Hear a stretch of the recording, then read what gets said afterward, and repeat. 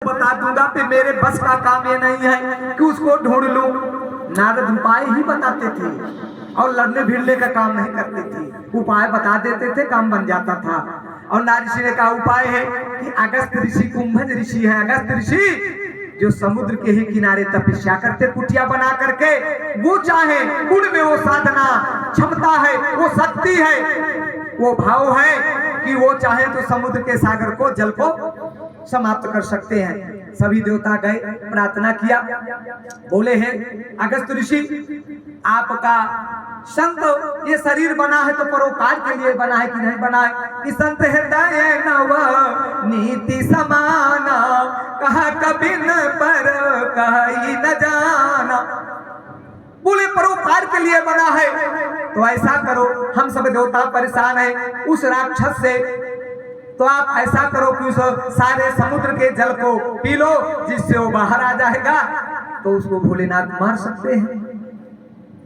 तो बोले ठीक है। तो अगस्त ऋषि 3 आचमनी में उस सारे समुद्र के जल को सोख लिया, पी लिया। केशवाय नमः, ओम माधवाय नमः, ओम नारायणाय नमः।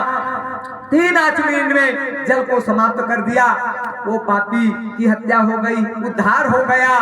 तो बोले फिर मैं प्रसन्न हो गया। भोलेनाथ बोले तो जो है तुलसी जी का प्रसाद, ये रामचरितमानस का प्रसाद मैं अगस्त ऋषि को भी दे दिया हूँ, तो बहुत सुंदर वो बताएंगे, उनसे सुनना चाहिए। तो बोले चलो कोई बात नहीं, जब आप कह रहे हो तो चलो, चूंकि अकेले नहीं जाना चाहिए, जोड़ा सहित जाना चाहिए। सती को जब ऐसे समझाया बुझाया तो सती भी भोलेनाथ के साथ में तैयार हो गई। अब तैयार हो गई चलने को, तो भोलेनाथ ने कहा कि सत्य एक बात का ध्यान रखना कि चल तो रही वहां पर, लेकिन आराम से रहना, वहां लड़ाई झगड़ा मत करना, कुछ और ज्यादा बात मत करना, काम की ही बात करना, अच्छा लगे तो सुनना, जब तक नहीं उठ के चल देना, अन्यथा और आगे कुछ मत करना, क्योंकि दूसरे के घर में ये जो है मर्यादित रहना चाहिए, लड़ाई झगड़ा नहीं करना चाहिए, नहीं बदनामी होगी। सती ने कहा ठीक है चलो मैं देखते हूँ तुम्हारे बाबा अगस्त ऋषि को, और चल दिए। अरे संग सती जग जननी भवानी, संग सती जग जननी भवानी, पूजवरी सी अखिलेश्वर जानी। आज जगत की जननी किसके? सती भोलेनाथ के साथ में जा रही। गोसाई तुलसीदास जी वर्णन कर रहे, अरे संग सती जग जननी भवानी। एक गांव की माता नहीं, एक जिले की मां नहीं, एक प्रदेश की मां नहीं, एक देश की मां नहीं, बाकी बड़े संसार की जग जननी जा रही है। ये वर्णन किया, ये माताओं का दल जो बैठा है, मातृशक्ति इतनी बड़ी महिमा। आज गोस्वामी तुलसीदास जी वाल्मीकि जैसे ज्ञानी ने इनको इतना बड़ा आदर्श मर्यादा दिया कि आगे जननी जा रही है, सती को संसार की मां जा रही है। हम कहेंगे मंडई की मां जा रही है, भोलेनाथ को नहीं कहा। संग सती जग जननी भवानी, अरे कह देते भोलेनाथ को कि कालों के काल महाकाल जा रहे, पूरे जगत के विधाता जा रहे हैं। नहीं, मां शक्ति को, चूंकि शक्ति जो है बहुत बड़ी शक्ति मानी गई, शक्ति से सृष्टि का संचारण हुआ है।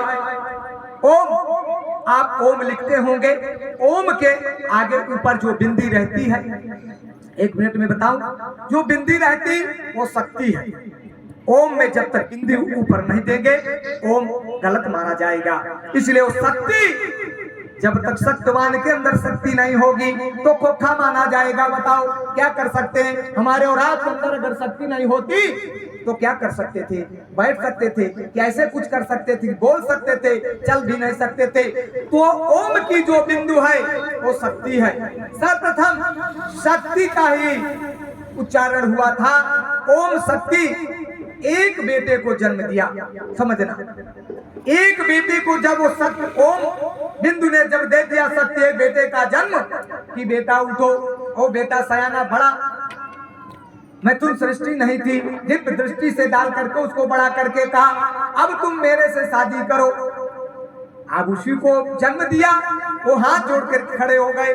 बेटा बोला, माँ कैसी बात कर रहे हो, तुम्ही ने मुझे उत्पत्ति दिया, चाहे दृढ़ दृष्टि हो कैसी भी हो, तुम्हारे द्वारा मैं जन्मा हूँ, उत्पन्न हुआ हूँ, और तुम मेरी माँ, मैं तुमसे शादी करूं? गलत है, माँ नहीं कर सकता। ये माँ और बेटे का विवाह कभी नहीं हो सकता, ये सनातन धर्म की मर्यादा उल्लंघन हो जाएगा। नहीं, शक्ति ने कहा अगर ऐसा नहीं करोगे तुम मार दूंगी। बोले भले मार दो। शक्ति जल का छींटा मारा, वो मर गया, गिर पड़ गया। फिर से एक बेटे को जन्म दिया और वो बेटा बड़ा खड़ा हो गया। बोले क्या आदेश है? शक्ति ने कहा, वो नारी शक्ति ने कहा मेरे साथ विवाह करो। बोले मैं नहीं विवाह कर सकता। बोले क्यों? बोले तुम मेरी माँ, मुझे उत्पन्न किया और तुम मैं कैसे विवाह कर सकता हूँ? बोले नहीं करोगे तो यही दशा देख जो है पड़ा है। बोले भले मार दो, मैं तुमसे विवाह नहीं करने वाला, तुम मेरी माँ हो। और उसको भी मार दिया। फिर तीसरे बेटे का जन्म दिया।